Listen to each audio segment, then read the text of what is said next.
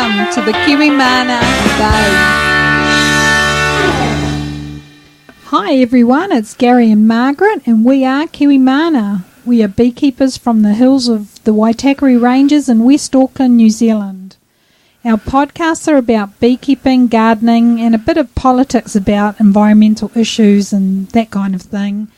And sometimes we have been known to go off in tangents about other issues. So sit back, enjoy, and this is our episode 29. And this week we are talking about spring is a springing. Sprunging And urban beekeeping stories from around the world and, what's happening at Kiwimana and what the buzz is around our apiary. So what's happening at Kiwimana, Gary? Well, for me, spring is here, and it's come with the flu. Indeed, man flu. Yes, it was very bad, so I'm getting over that now, so hopefully I'll be come right soon, so I'm sorry if I cough a bit. Anyway, yes, spring is here. We have a new swarm page for members of the public to learn about bee swarms, and we've started a new service, haven't we, Margaret, called Beekeepers Services. Yeah, we've been updating our website and looking at how we can more effectively support our listeners and our customers, and we've added that onto the online shop that we have. Yep, that's right, and that's going quite well. A couple of weeks ago we inspected some customers' hives, but unfortunately one of them had AFB in it, so we had to get that destroyed, which was sad for them, wasn't it? It was sad. I mean, overall you think, you're getting your bees set up and you're hoping for the best, but, it happens to all of us. We can lose our hives. Yeah, that's true. But good news is the warehouse and placemakers are planning to stop selling neonicotinoids pesticides in New Zealand.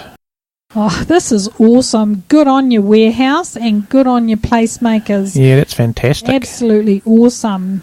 Our next step is to go and have a check and see if they really are doing it, eh? Yeah, we'll get our lab coats on and our clipboards and head on down. No, I'll put on my moustache. Oh, okay. And my dark glasses. Yes, that sounds good. Yeah, because did you know that neonicotinoids are actually in dogs' flea drops? The powder stuff you put on dogs? Yeah, that's a Bayer product, isn't it? I think so, and a couple of them, the tablets you get for dogs to kill the fleas have got neonicotinoids in them. Oh, okay. So they kill the fleas from the inside out, but what's that doing to your dog? Yeah, it's probably poisoning their blood or something. Yeah, I don't know. It's not too good. Because that's what fleas feed on, isn't it? The blood. Yeah, that's what they're doing. So they're poisoning their blood to get rid of the fleas. Ugh, it sounds anyway. awful. Why don't you just wash your dog and vacuum your house? Exactly. Yeah, so what else has been going on? Well, an Australian company is trying to import a neonicotinoid pesticide into New Zealand to sell. That's a company called Everest, and the EPA in New Zealand is looking for submissions to if you agree or not agree with this step. And it concludes a acetame payad. Acetamiprid. Yeah, which is acetamiprid. Which is part of the neonicotinoid family. And I just asked the question: do we really need another pesticide killing our bees? Yeah, I'm not sure what this product is supposed to be for. It's for spraying on plants. That's what they're using it for. What do you mean spraying on plants? It's designed for... are you talking about weed control? Or are you talking about... No, it's designed for spraying on plants to make pests avoid... to get rid of pests. That's what it's designed for. So it's an insecticide you spray on the plant? Yep. Well, that's... doesn't make sense. No, it's crazy. But have a look at the submission. There's a big document about why they want to do it and how they're doing it and how it works. Well, my view is that everybody should put a submission in. It's we've got a link to that, so you can go and put your submission in, And the reality is that worldwide, neonicotinoids and their family are not welcome here in New Zealand. No, I don't think we need any more, quite frankly. No, exactly. So those submissions have to be in by the 18th of September at 5 p.m. So go, guys. Get it in tomorrow if you can. Put your submissions in and let them know. Absolutely. And we had, and the other thing is, a couple of weeks ago it was Father's Day, and we went up north to see my father. Yeah, it was a good day. Yeah, it was nice weather, wasn't it? Yeah, we hope everyone had a good time. Yep, we hope all the fathers had a good time. And got lots of presents. Yes, indeed. We bought cake, didn't we? We did. We brought that, was it a Dutch apple pie cake? Yeah. It was pretty sweet, wasn't it? Yeah, so was. Yes, couldn't eat too much of that, could you? Well, that's debatable. Anyway, moving on. And anyway, and for a bit of fun, we were thinking about setting up a team for Movember in November. Oh, tell us a bit more about what that is for people who may not know. Oh, well, Movember is a charity that raises money for health issues, probably more related to men's health issues. So this one's about prostate cancer, and I think it's about depression as well. Yeah, they're just raising money. So what you do is you just grow a moustache in the month of November, and you get sponsors from friends and family, and the money you raise goes to the charity. Well, that sounds good. So, for those of you who want to sport a moustache, it starts off with actually removing any moustache you may have. Yes, already, yeah. Yeah, so the 1st of November you've got to submit a photo with no moustache, and then what I thought we could do, if there's a few of us do it, we could have a weekly, either a blog post or a Facebook page or something.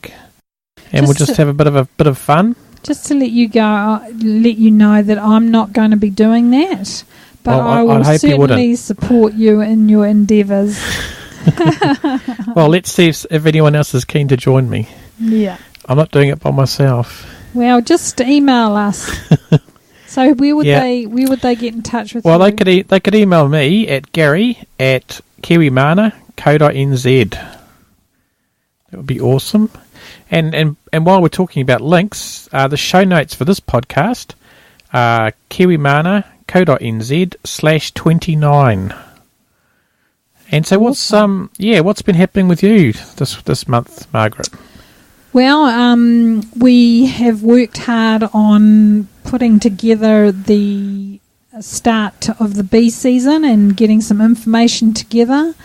And my plan was to release a blog for the next 4 weeks, once a week, just saying what we're up to in the apiary and letting people know what they can do, because a lot of our people are new beginners and new beekeepers, and this will be their first real start to the season.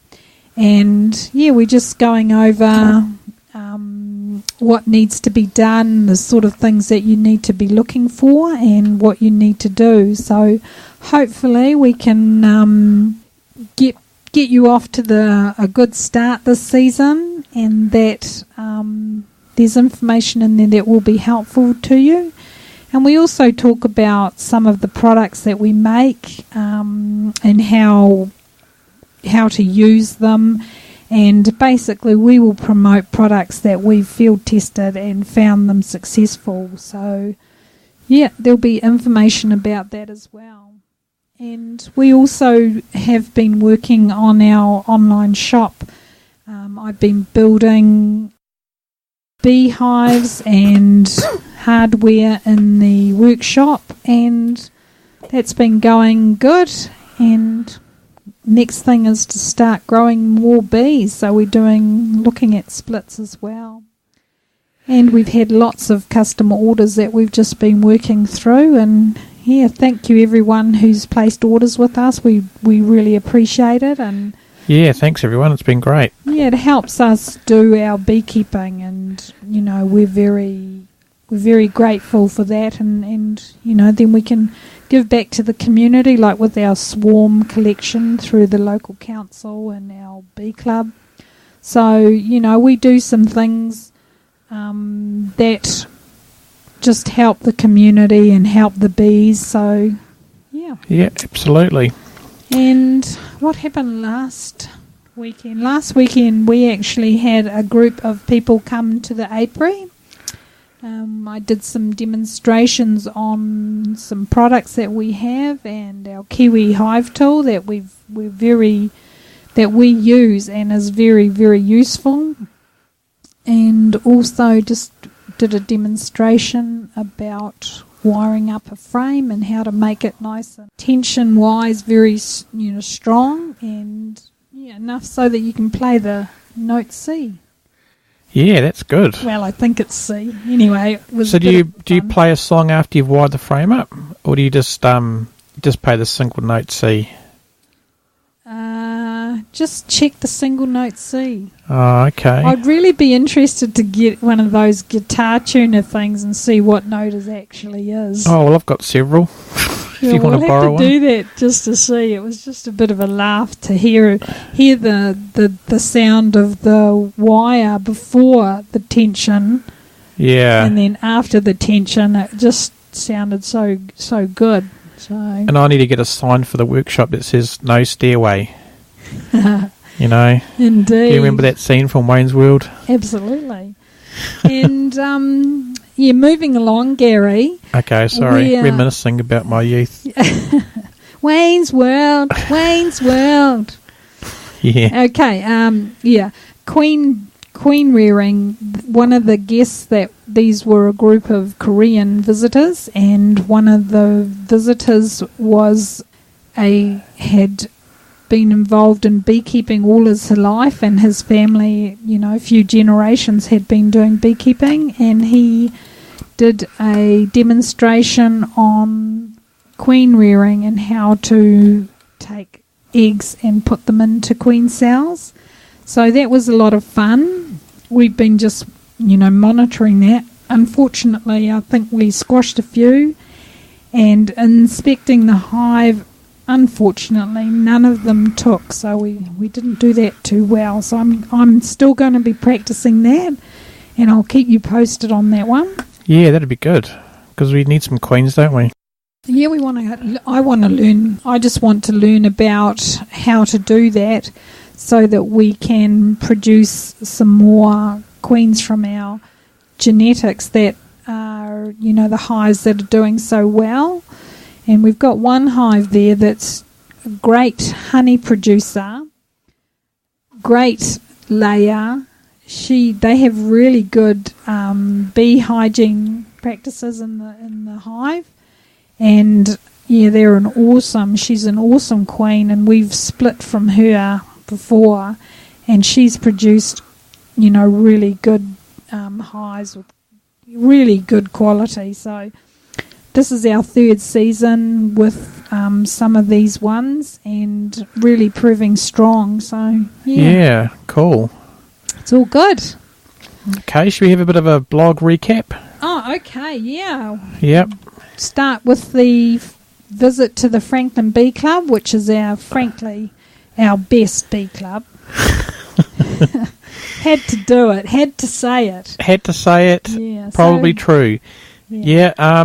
We went to the Franklin Bee Club and we learned a lot about carpentry skills, and it was a good day, wasn't it? We hadn't been for a while, so it was awesome. Yeah, we had some of our beginner bee people come along, and they found it really interesting, and they talked about mesh boards, which was one of the things that they showed, and we just did a brief demonstration on the ones that we had donated to the club. They also bought one as well, so yeah, we need to just update that and just explain how it's used. And then there were some other ideas on mesh boards, and yeah, it was an interesting talk because everyone has a different view, and it was just good to see other people's take on a mesh board. Yeah, it was good. And we also had an article about the health benefits of bee pollen. Have you ever tried that, Margaret? I think you did buy some, didn't you, at one point? Yeah, I bought some bee pollen and gave it a go. And any difference? Well, to be honest, I didn't really do it long enough.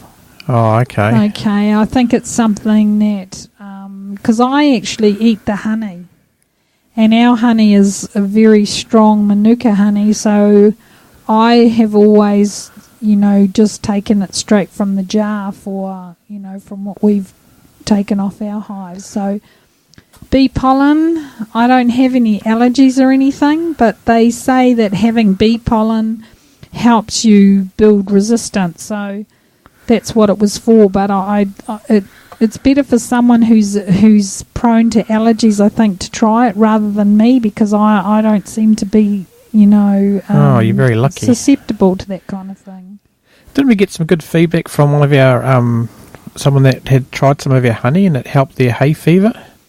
Yeah, we have a new subscriber called Damien, and his partner has been suffering quite severely from a lot of allergies and skin issues and everything like that. And she tried our honey, and he sent us a write-up about it, and we'll put it on this blog. And he talks about how she took it, and it was almost immediately that she began to feel the benefits. And so he's very disappointed because now he can't have it on his toast because he has to give it to her. So isn't that true love? True love indeed. So he could always buy more.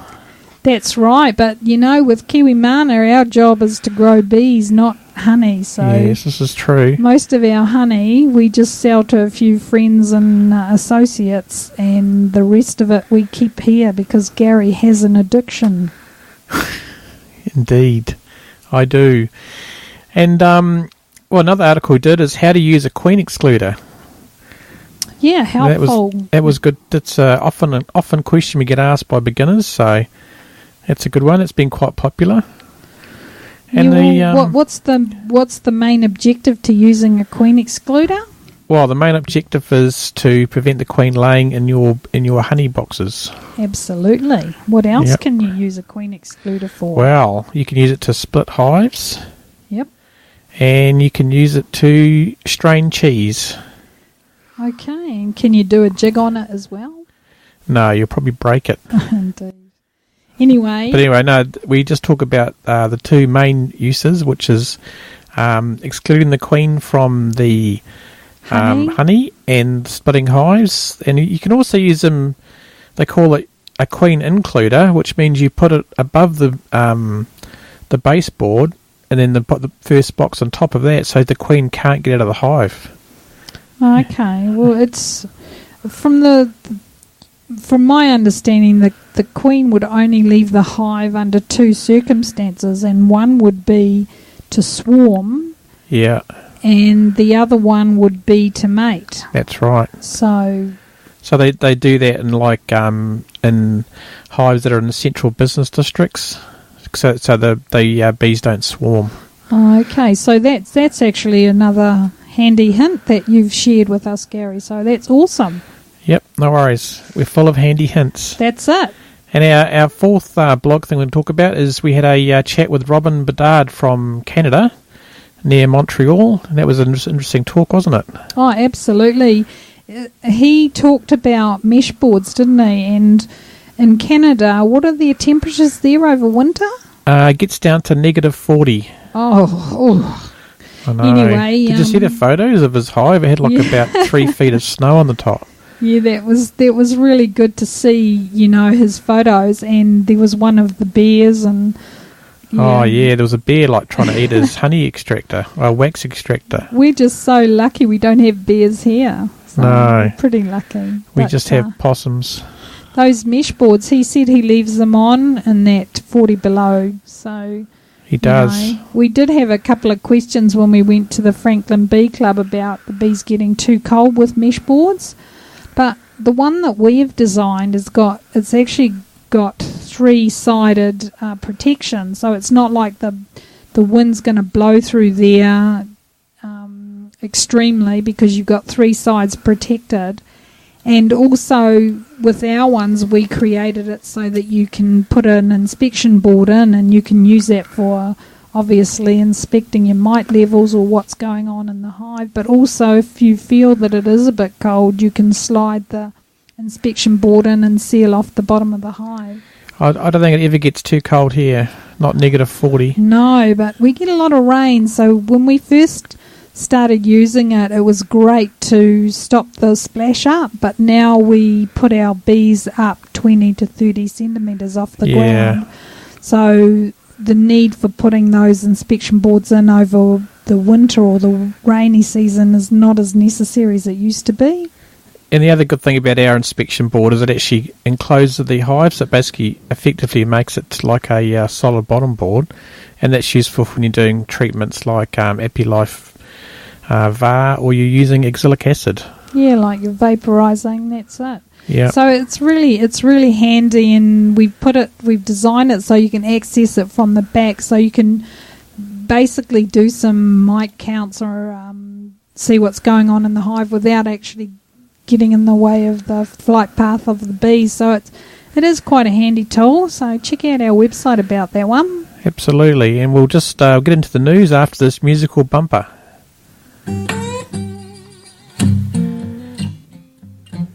Do you like that? Oh, that was awesome. It just wasn't long enough, Gary. Oh, I'll have to play some more for you later. Okay, what's the news? Okay, the news. This is overseas news, by the way, folks. It is overseas news. These are the items that people have found popular on our Facebook pages and Twitters and stuff like that. So these are kind of like a collection of news from around the world. And the first one comes from London, where professors at the University of Sussex have reported that they think London has too many beehives. And they're claiming that, or they say that there's 10 hives per square kilometre compared to one hive per square kilometre in the rest of England. Well, I reckon that the more beehives there are, the more I love this story, because this means that urban beekeeping is absolutely a way to go, and I don't think you can ever have too many hives. I think the problem with this thing is they needs to be 10 hives per square kilometre in the rest of England. Well, would that be too radical? One of the comments I can see is it's saying there's not enough food or something. But yeah, they're saying there's not enough food, which is that could be true. So we would love to hear from you guys from London and tell us if your bees are having trouble getting feed.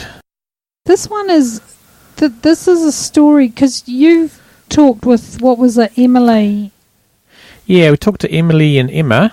And they've got some hives out West London way. Yeah. And they seemed okay, but maybe it's different in central London. So maybe, is there any information on this to say that the bees are starving? Because part of having a hive is that you would be monitoring that. So, have they got information that says that the bees are starving or something? Because, bees are pretty resourceful. Well, yeah, that's the thing. I mean, I would say they need to survey people and say, are you having to feed your bees before winter? Are they getting surplus honey? If they're not getting any surplus honey every year, then could be a problem, couldn't it? But I mean, it's not a problem for the bees, but it could be a problem for the people keeping them. Yeah. But if you're in London and you're listening to this, go to http kiwimana.co.nz/29 and please leave a comment and tell us how your bees are getting on in London, because we'd like to hear. Do you have enough feed? Do you think this is a real problem? We'd love to hear. Yeah, do you have to feed your bees because they're hungry? Are they creating enough stores for their winter? So that it would be really interesting to get that feedback, that's for sure. Absolutely. And the next one is scientists discover what's killing the bees and it's worse than you thought. Well, that sounds awfully threatening. Well, it does. It does indeed. Well, it's basically saying that they've discovered there's a witch brew of pesticides and fungicides, which is contaminating the pollen, which the bees collect to feed their hives. Or feed their young of the hives, it should be. And they say that it breaks new ground on why the bees are dying from CCD. And there's growing evidence that fungicides may be affecting bees on their own, and I think this is, and that's what I think what it highlights is a need to reassess how we label these agricultural chemicals, says the study lead author Dennis Van Inglesthorpe. Yeah. So you're saying we should label things better? Well, I don't think a label's going to make any difference. It either kills bees or it doesn't. And the reality is that anything that's a fungicide or whatever would stick around for a long time in the ground and whatever they're using these chemicals for.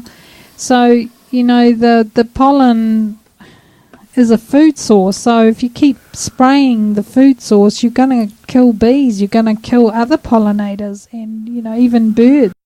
Because a lot of small birds are pollinators as well. So, yeah, I think what this highlights too is the problem is they spray a field of something which may not have flowers on it, but what happens is the drift goes into puddles of water and stuff, and then the bees come along, and because in hot days the bees come along and try and find sources of water, and they suck up this pesticide laden water and take that back to the hive. So they've got to stop doing stuff like that, and I don't know, it's just crazy. So that's another good reason to provide your bees water, isn't it?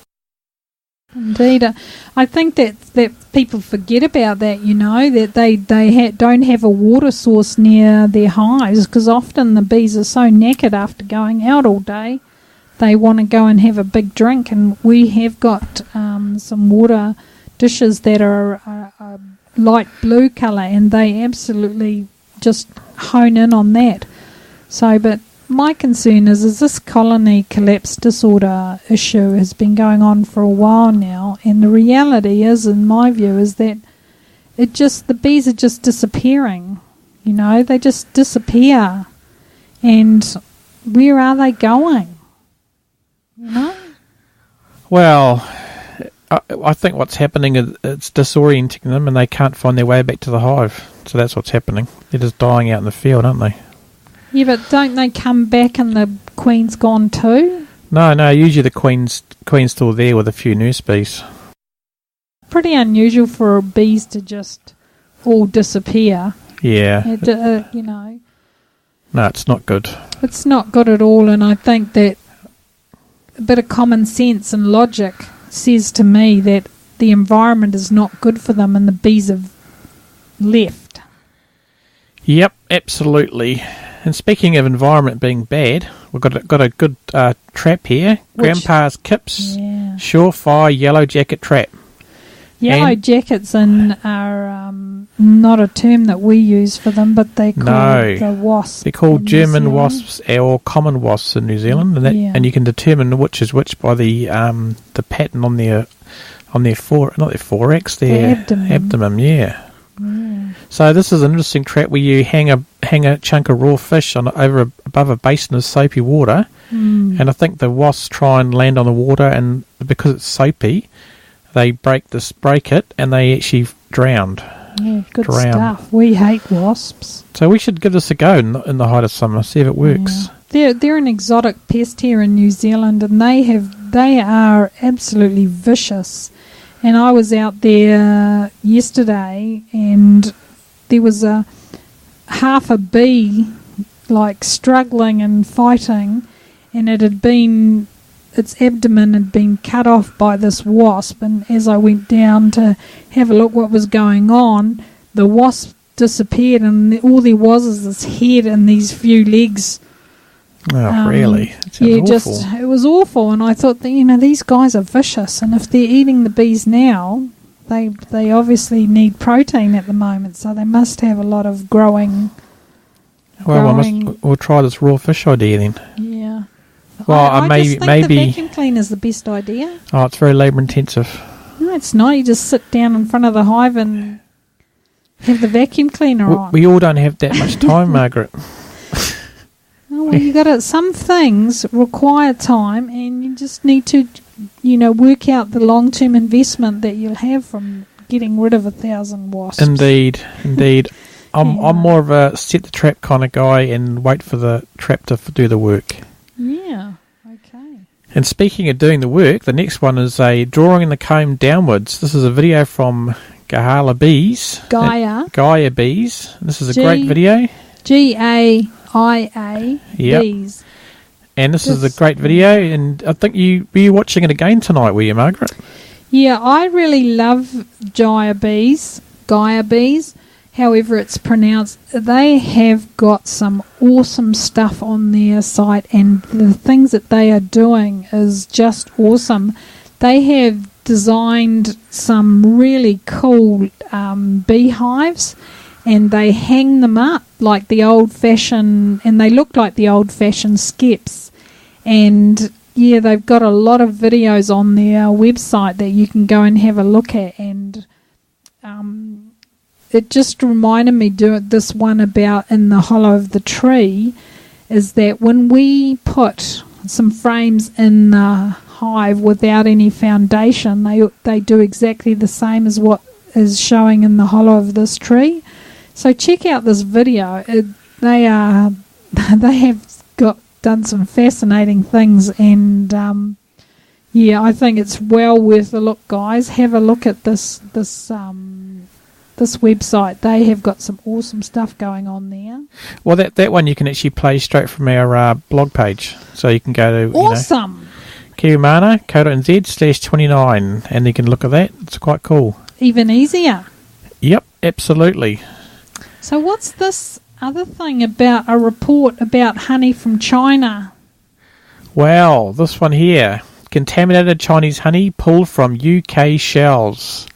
And this is about a report about honey from China is being sold in the UK as Australian honey. Yeah. And the honey contains a dangerous antibiotic that is linked to causing aplastica anemia. And don't worry, guys, you can look on the show notes to work out what that is. Yeah. Because I had to look it up. And, this is another reason why honey shouldn't be imported into New Zealand, because a similar thing probably will happen. And this is what this report from a radio station in Australia says. They're shocked that this has happened there. Yeah, unfortunately, there's a lot of concern with honey being taken from the country of origin and then taken to another country where it is either diluted or sugar's added, or it's said to be, from the country of origin. However, there are processes being committed on the honey to make it go further, or whatever the reason is. It's obviously all about the big dollar, and then being sold and labelled from that country of origin, and then when it's tested outside of that country by the person or the country who is distributing it, it is creating a very bad reputation for the countries of origin, who have got nothing to do with that extra process that has happened outside of where the honey has originated from.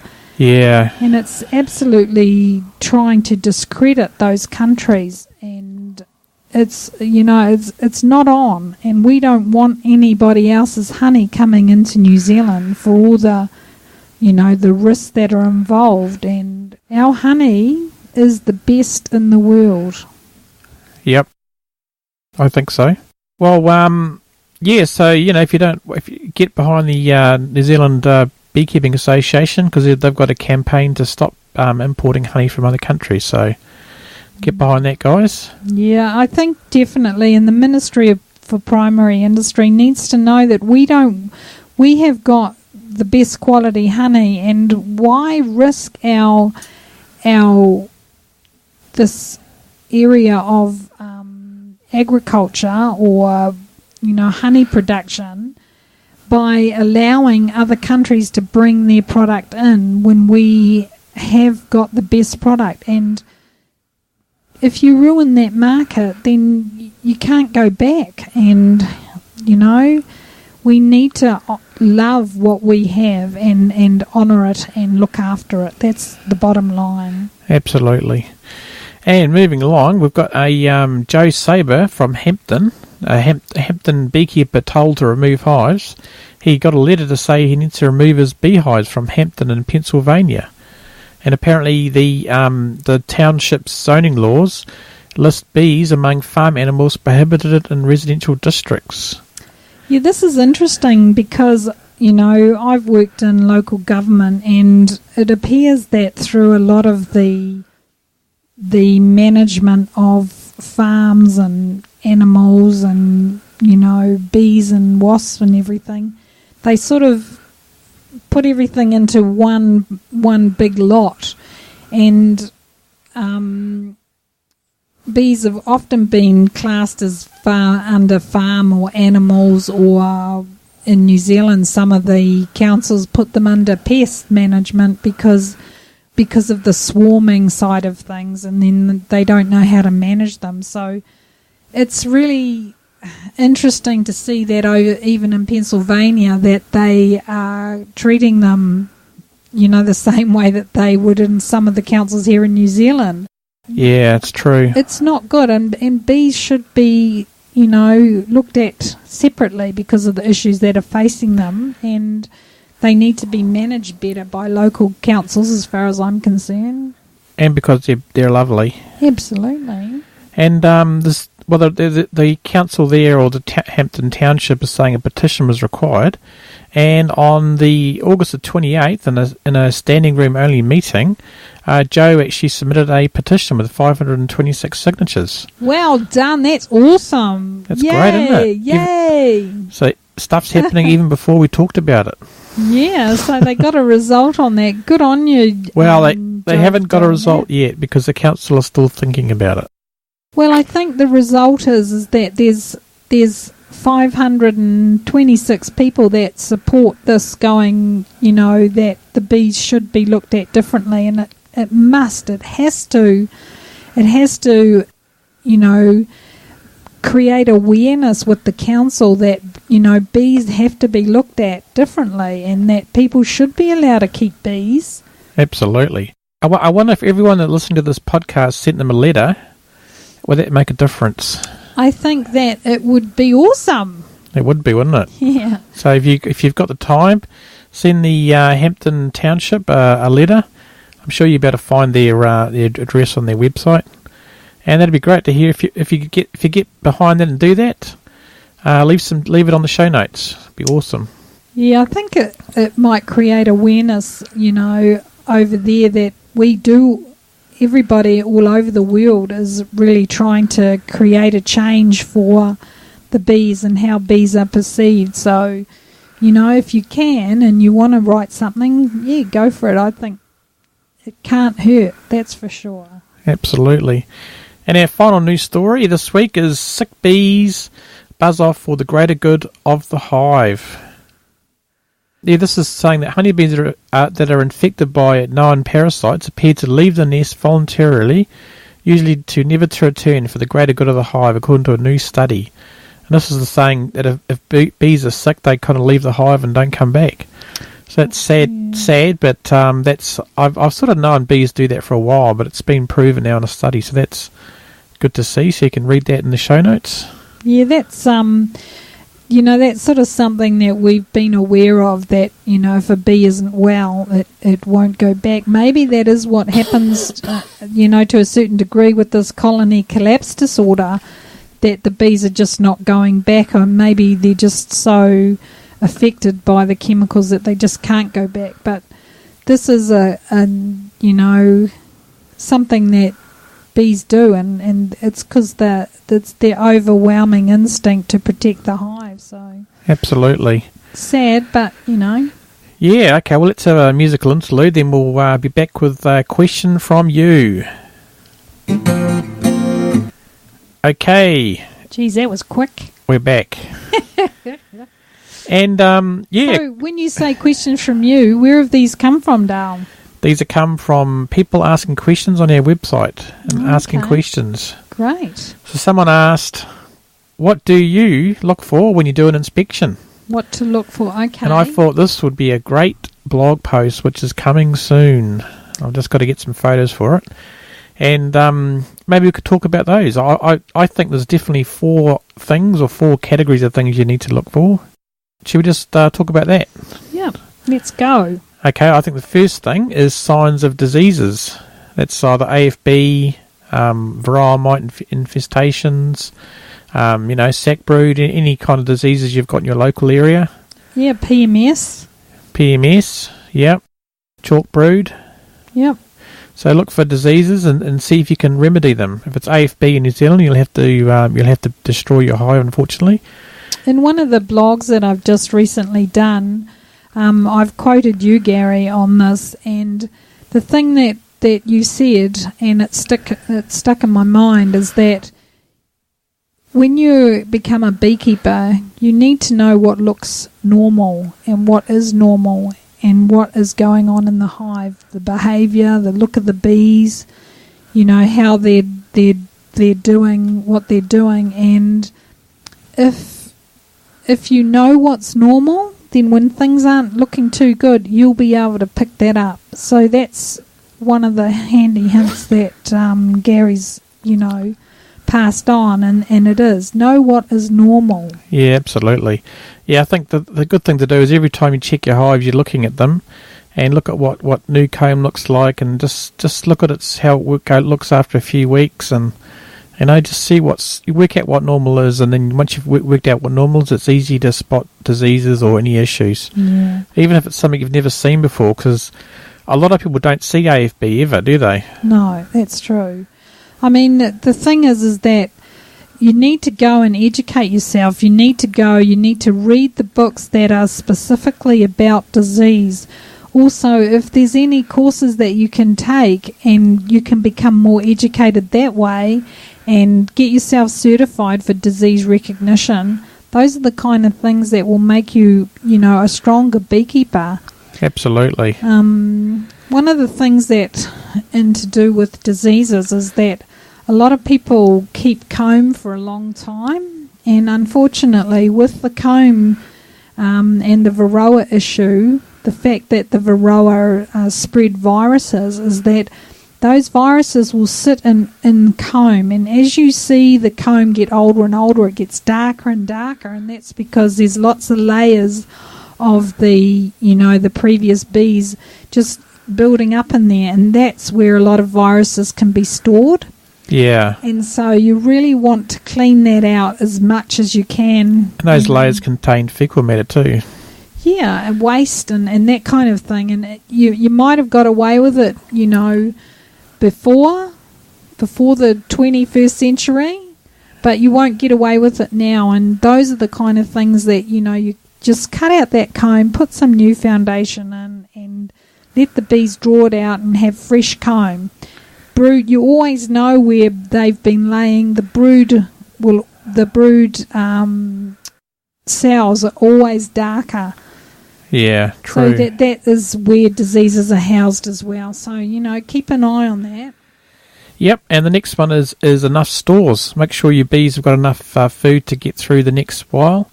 And this is more or less important when depending on the time of the year. If it's the middle of a honey flow, it's probably not so bad. They've only got one frame, but if it's just before winter, then it could be fatal, couldn't it? Yeah, we have tried to, because we aren't commercial beekeepers, we are hobbyists, but we also are thinking of the health of the bees, and the best food that the bees can have is their own food. So over winter, we always encourage our beekeepers to keep a box of honey available to the bees over the winter period so that they don't have to starve, and that will avoid you having to feed them something that isn't natural to them, like sugar syrups or whatever. Do you mean aside from what you've left on the hive? Yeah, we would have an extra box on top, so you'd still have some honey on the absolutely. bottom. But, stores are really important, and if the bees don't use it, then you can always extract it at the beginning of the new season. Yeah, well, you can do that, but I think if they come into spring with a lot of stores, it means they can build up quicker. That's my opinion. Absolutely, and you just need to make sure that you can, that the new bees can get into that honey. So you might need to prick the cells so that they can get in there, because from what I understand, they can't decap the honey cells. Yeah, that's young bees, isn't it? Yeah. Yeah, I've heard that from Sorry. Yeah. a old beekeeper. And the other thing about enough space is have enough space for the queen to lay eggs, because you've got to make sure she's got enough space, otherwise you'll have a swarming hive. Yeah, that's true. I mean, that's what I'm noticing at the moment. The bees are sort of like needing more space, and I had to add some extra frames so that the workers can draw out that comb and she can fill that up. The other thing to connect diseases and queens is, if the queen is laying lots of eggs in one cell, then you have got issues there that you need to deal with. That's the next thing. You're jumping the gun here. Oh, sorry. The next thing is sign of the queen or the queen. And I suppose the sign of the queen is eggs. So what are you saying? If they've got multiple eggs in the cells? Yeah, then you may have I think it's a PMS issue, which is parasitic mite syndrome. And I haven't heard that before. So I know new queens often do that because they're getting into the swing of things. But you can get a failing queen will do that, eh? Yeah, she might be sick. She may have something wrong with her, and she's laying more than one egg in one cell. Yeah. So that's another hint to keep an eye on that kind of thing. You Absolutely. Really want one egg per cell. Right in the middle. Yeah, right in the middle of the cell. That's another sign of worker bees laying as well, isn't it? If there's multiple eggs in there. I don't know. Yeah, it is. And that's true. So I mean, sometimes it's very difficult to find the queen. So sometimes it's good to see signs of her. So the eggs. So sometimes that's all you can find. I think what you do is you can see you've got the different stages. You've got your cap brood, you've got your larvae, and you've got your pupa, and you've got eggs. So the most recent sign that she's around is eggs that are standing up in the cell. That means she's been there that morning or within those few hours. So that is before the egg actually lays down and before it curls. So you know that your queen is there and she's present. Because sometimes when you open up the hive and you put your smoker in, the queen will move away from where you're looking. So she's always ahead of you. Yeah. So just remember that as well. Well, she's trying to get out of the light, isn't she? Yeah. Yeah, and a good tip for looking for your eggs, you make sure the sun's behind you and hold the frame up, and then the sun will be shining into the cells. That's a good tip. I found on the darker comb, when I hold it up to the light, when the sun's behind me, it reflects in there, and I couldn't really tell because the comb was quite dark, so it sort of obscured it, and then the reflection made it look like there were eggs in there, but in actual fact there weren't eggs in there. So you can use like a little torch, can't you? Like a little LED torch or a magnifying glass, and just brush the bees away, and then have a real close-up look. Yeah, absolutely. Okay, so just recapping, the four things that we look for are disease, enough stores, enough space for the queen to lay eggs, and sign of the queen. So if you've got any comments on that, it's HTTP kiwimana co.nz/29. And have we missed something off that? Have you got any ideas that you do in every inspection, or do you think we've missed something, or do you agree with that? Do you disagree? Yeah, just give us your feedback. Tell us a comment. Yeah, everyone has a view, and we'd like to hear yours. Absolutely. And speaking of feedback, that's what's coming up after this break. Okay, let's have a look at this feedback from you guys. Do you want to read the first one? All right then. Kevin's. He listens regularly and he's given us 5 stars. So thanks, Kevin's. He says, thanks to Gary and Margaret for an informative podcast. Always interesting in hearing how bees are kept in New Zealand. Great job. Oh, that's great. Thanks, Kevans. It's awesome. Yeah, thank you so much. And it's really nice to get feedback and to hear about how other people see what we do, because we do try to be a bit informative, but also just have a bit of fun with it as well. Yeah, we try and make the information as sort of general as we can to fit other countries. So, yeah, awesome. And do you want to read the next one, or should I read the next one? You can. You can read that one. Okay. This one is from Slim Bee Man. Is he like the cousin of the Fat Bee Man? I think he is. Oh, it'll be interesting to find out a bit more about Slim Bee Man. Exactly. So what does he say? He says, top class, 5 stars. That's awesome. Awesome. That's it's great. 2 5-star reviews in 1 month. That's awesome. And he says, very interesting podcast from New Zealand, but raises many items that are important in the UK. Great interview with Phil Chandler that deals with issues facing sustainable beekeeping. Great to listen to and gets better with each episode. Oh, that's really nice, great. eh? Yeah, thanks, Slim Bee Man. We really appreciate hearing that, and we've often thought about the different ways that we can, help and support beekeepers, and so we decided that we would, look at issues that are around it, regardless of which country it was from, because I think as beekeepers we are quite a strong community of people who want to do the best we can by our bees. So, thank you for those comments. Yeah, absolutely. And I think he's referring to the Phil Chandler interview we did with Phil and Kevin a while back. That's in the show notes in the podcast. Yeah, absolutely. And sustainable beekeeping is something that all of us really want, whether we're commercials or hobbyists, that we all want to create an environment where our bees will survive, and, the best way to do that. So, absolutely. Yeah. Yeah, we must get Phil back on the podcast, but I understand he's writing another book at the moment, so he's a bit busy. Okay. Good on you, so Phil. So look out for that book, guys. Keep up the good work. And so if you also want to leave a review on iTunes, because it really helps other beekeepers find us, go to http://kiwimana.co.nz/iTunes and leave a review in your store's shop, whatever it's called, and it'd be awesome, guys. I really appreciate that. If you have trouble doing that, drop me a line.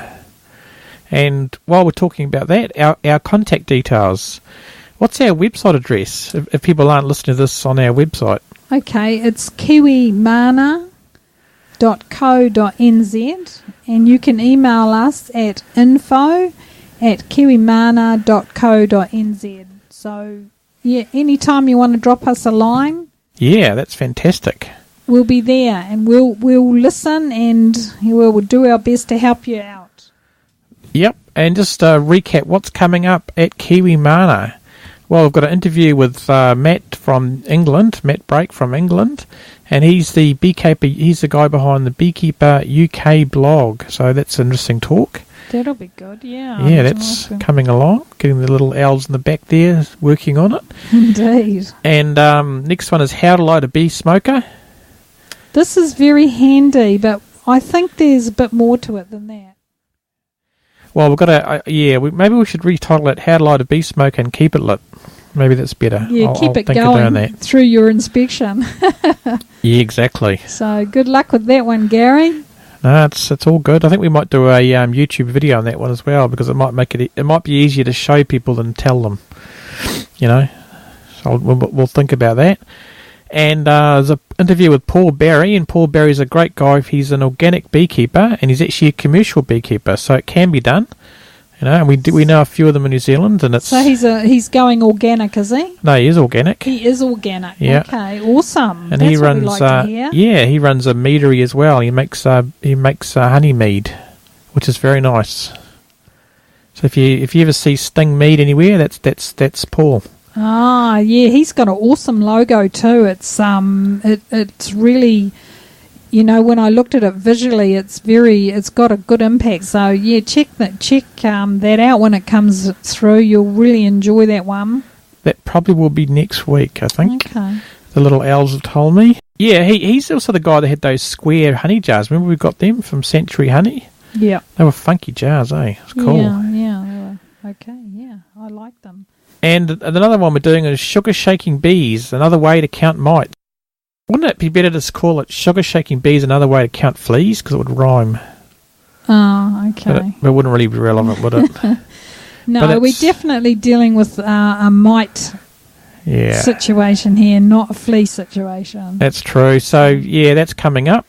And the sugar shaking of the bees to do mite checks means that you're not killing the bees, so that's always a bonus. Yeah, absolutely. So I'm actually I think I'll actually show Margaret how to do that, because you're not too familiar with that, are you?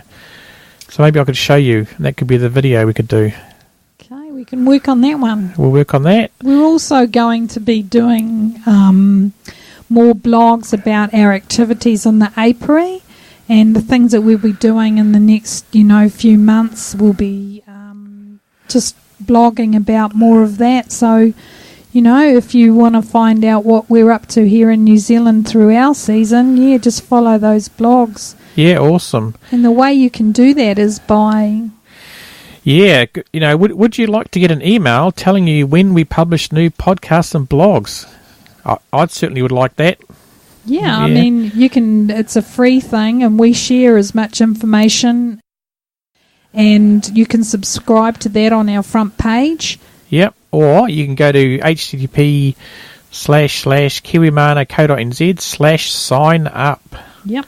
So, just put your email address in there and your first name, and you'll get a weekly email with what we're up to and what blog posts we've released and what podcasts we're coming out and stuff. So that's going quite well, eh? A lot of people are loving that. Yeah, we are really, really grateful to, all the people who have subscribed to us, and, getting the feedback from overseas and comments about the work that we do. You guys definitely make it worthwhile for us. So thank you so much, and sign up and enjoy. Absolutely. And if you're buying it from Amazon this month, please remember us, because you can go to kiwimana.co.nz/Amazon, and we get a slight percentage of that, and that helps us raise money for buying books. And buying books, really. We buy books about beekeeping, and we review them and talk about them and interview the authors sometimes. So I think it's a really great way for us to generate some income, so we can keep up our activities, and helps us manage all our beekeeping endeavours. Absolutely. So if you want to also donate to us, you can do that on our site as well. So it's all good. Yeah, it all goes towards paying for our hosting and stuff, which is it's all good. And we're just wrapping up now, but we've got an after hours bonus for you guys. This week we've got a talk from Maureen Conquer, which used to be called Maureen Maxwell. I think she's just recently got married. That's congratulations, Maureen. And she had a speech from the recent Trees for Bees conference down in, I think it was Gisborne, wasn't it? I think. Yeah, I think so. Because I think Barry Foster asked me to promote that on our blog, so that was good. Yeah, so she's actually the president of Epimondia Oceania Commission, and she lives in Auckland, not that far from us, really, does she? No, indeed. So that's good. So thanks for Maureen for letting us publish this speech. But that's us from the team at Kiwimana. Have you got anything else to say there, Margaret? No, I just want to say thanks to Maureen, and, we may have time to have an interview with her at some stage as well, and find out about her beekeeping endeavours. Yeah, she's actually said she may be able to do that after she gets back from the Epimondia conference in September. That'd be great, yeah. Yeah, we'd love to see that. It'd be awesome to go, wouldn't it? But it's a bit far for the old beehive to get down there, isn't it? Indeed, so... Anyway. Yeah, so thanks, guys, and sit back and have a listen to this speech, but that's all from us. So thanks, guys, and see you next month.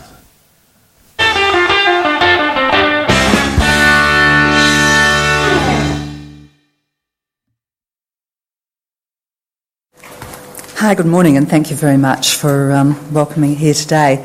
Epimondia is a really interesting role. I'm just entering my second year now, and it's the first time we've actually had representation from this part of the world. at that forum.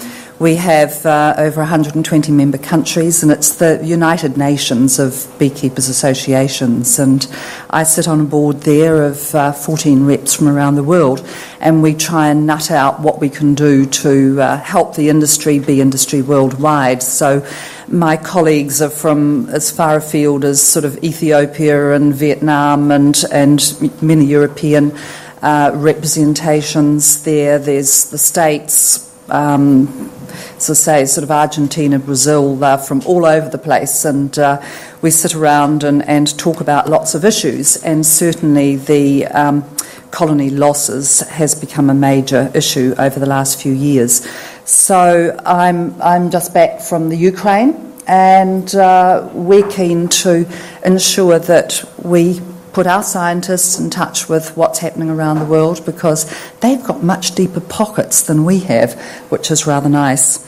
So I haven't got lots of pictures for you today, but we will work through, and the discussion is, of course, bees, are they in fact an endangered species now? Many of the smaller varieties are, and honeybees, which are vital to our lifestyle, are in fact becoming very endangered in parts of the world. The UN had put out an environmental report which actually stated that of the 100 food crops that supply 90% of the world's food, over 70% of those are actually pollinated by bees. So that's pretty important. Humans seem to believe that they can operate independent of nature through technological innovation. And we see this all the time. Bayer will say, oh dear, killing the bees, what a problem. But it's okay, we're working on bees and crops that don't need bees for pollination, so, that's fine. Let's sell more of these products to the world, when in fact we can go back and listen to nature and actually start to listen to what the bees are telling us. Bees, however, do underline the reality that we are more, not less, dependent on nature's services in a world of close to 7 billion people. More bees are needed to pollinate more crops, basically to feed more people, and that's the reality. The world is now waking up to the precarious position of bees, which are our number one global pollinator. Sure, there are lots of other pollinators out there, but to get on the industrial scale the pollination that we need to feed the world, we need bees.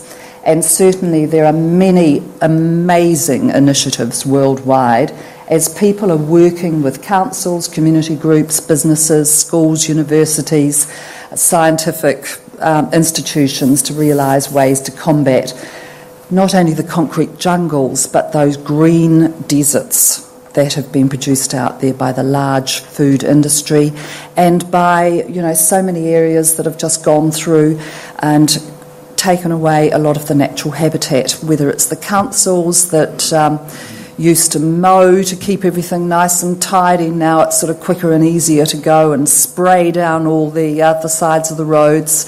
And of course they're just taking away all the natural habitat for our pollinators. So there's lots of things. There's this huge groundswell which is starting to happen.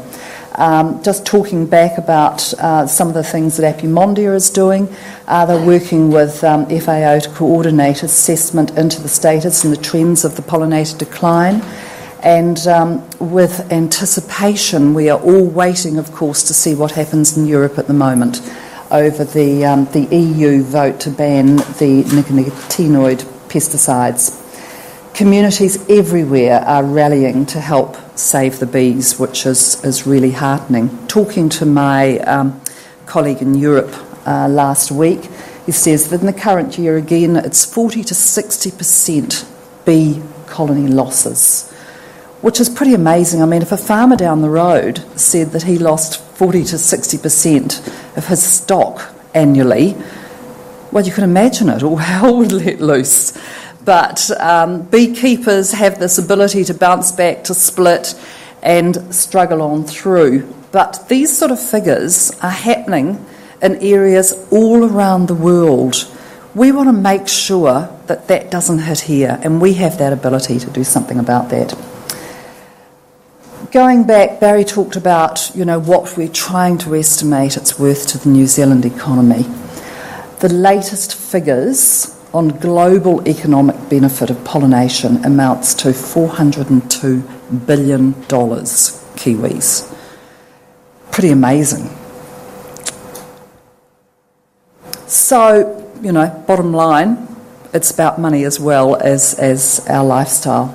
Factors affecting colony losses, rather than calling it CCD, which it became sort of coined in America, colony losses have been around for a very long time, and various factors will come through and take out colonies at various times, but there are lots and lots of things that are happening at the moment. Many factors that are not helping our bees, but universally it is agreed that it's no one source, but certainly insecticides and pesticides, which are covering such things as our fungicides and the GMO crops internationally, are greatly affecting the colony losses, and this is proven time and time again. There's lots of scientific evidence on that. And the poor year-round nutrition is another leading contributor. If we can keep our bees strong and healthy, then they can actually fight off a lot of the other viruses and that are coming and hitting them. And this is something that we've decided we can actually positively do something about here in New Zealand. And that's why we're all here today, so I'm thrilled. Action groups. In many cases, things that started sort of as small, noisy action groups, things like Greenpeace and other smaller groups around the world, have now become pretty mainstream, and they're talking big business. I've just come across an amazing report, and I will recommend that you go through and have a look at it, that Greenpeace have actually put out, reviewing the factors that put pollinators and agriculture at risk, centred on Europe at the moment, but this is amazing, and it's well worth going through and having a look at. They've had quite a lot of lobbying that's been going around, getting all your ministers in Europe to try and vote the right way on these pesticides at the moment. There was a lot of activity in Switzerland last week with huge billboards and roads being stopped and all sorts of things. As I was over there, it was mainstream on the news. So there are other movements like Slow Food that are actually getting in behind it. They're asking all their members to go and lobby all their local governments and ministers on this. Lots of large corporates that are picking up. The cooperative group in the UK have done some fantastic things over the last few years. They've put out what they call Plan B, and they've introduced a network of bee roads or sort of bee corridors that are zigzagging now all the way across the UK, providing food-rich main sort of routes for the pollinators. So they're bringing back all the wildflowers. In places like the States, they knocked out all the fences, they got rid of all the road frontages, and they just planted these huge industrial crops. There was nothing for the bees. I mean, the reality is if you put 10,000 beehives in and all they've got is almond trees, it's a bit like, exposing us to McDonald's every day. Funnily enough, the bees are getting sick. So we need to listen to that and do something about it. The cooperative group have given away 1 million packets of bee-friendly wildflower seeds, and they have all sorts of initiatives happening all the time. One of them at the moment is Win a Wildflower Haven for your local communities. So communities are coming up with plans for how they can do it. They're taking little plots of lands around the place that aren't being used and seeing how they can actually increase the bee habitats, bee-friendly habitats there. So there's lots of pretty amazing things happening. I'll encourage you to go through and look at that. Olympic Stadium, London. Who remembers this? 10 hectares of wildflowers that were put in. Pretty impressive, and that's all stayed. BPR, we're needing Earth Days, Pollinator Weeks, Bee Weeks are happening all over the world. Bee Guardian towns are happening. I'd love to think that we could actually say that New Zealand's bee-friendly. Wouldn't that be pretty amazing?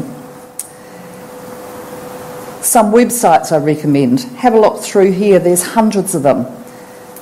bee spotters, bee cultures, beyond pesticides, Plan B Now, Kew Gardens are doing a great big thing, putting a bee buzz campaign out there, raising awareness of the need for more bee-friendly habitats. Passion for pollinators. I've started a little project in with the MBA 3 years ago for Bee Week, selling a wildflower bee rescue remedy, and we sell these little packets. I've just set up a very simple website, run it from home, and all the proceeds go to helping bees in some way. At the moment, we work in with the Executive Council every year and decide what we're going to spend that on, and it seems to be BPR, because nobody out there is actually standing up for the little fellas. So that's there, go to Wild Forage. I've also been working with Linda and John on the Bees for Trees, Trees for Bees, right through, and we decided that what we needed was something in the urban area as well, because 3/4 of the population live in Auckland. People were saying, we know there's a problem with the bees, but what can we do about it? So, buy some seeds, give us some funds that we can do something with, and of course the real bonus is that you're going to plant something, but we need to educate people and tell them how to do it. So this is a wee brochure that, along with Linda, we put together and have got out there and give this away, and people are just grabbing it. They're wanting this information, so we need to give them this sort of stuff.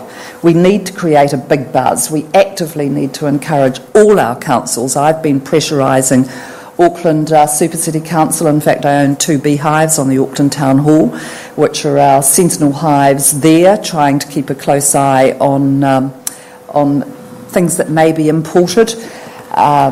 Unfortunately, we can't get anyone in government to do this, so myself and a couple of other beekeepers have actually started to do that on our own again. And the big bonus is that we've given these hives to the mayor. We just look after them for him, so every year we present him with his honey and chew his ear off about the problems that the bees have. But there are other people. Transit New Zealand, we had a huge wildflower thing down the motorways in Auckland that some of you might remember. Everybody loved them. They took them away. And people tell me every single day, why did they stop all that wildflower planting? They actually saved $200,000 a year in mowing costs by doing that. But I believe it was a bit political, and somebody decided that they looked a bit messy, and one person got caught picking the flowers, and so they've taken them away and say they're not going to plant them again. We need to all go there and say, hey, you need to do this. So for our future, the future of our country, our ecosystem and our grandchildren, we need to really think about the bees. This is a plea for bees. So everybody has ideas, but few actually action them. I'm hoping that at the end of today, the end of tomorrow, we're going to get a team together and we can actually get out there and positively make some difference for our bees. I'm very happy to talk to anybody anytime about bees, and I'll pass a couple of these round for those people that aren't familiar. You can have a look at them, go to the website and you can buy them, and thank you all very much for your time, energy, love, and for caring for our bees.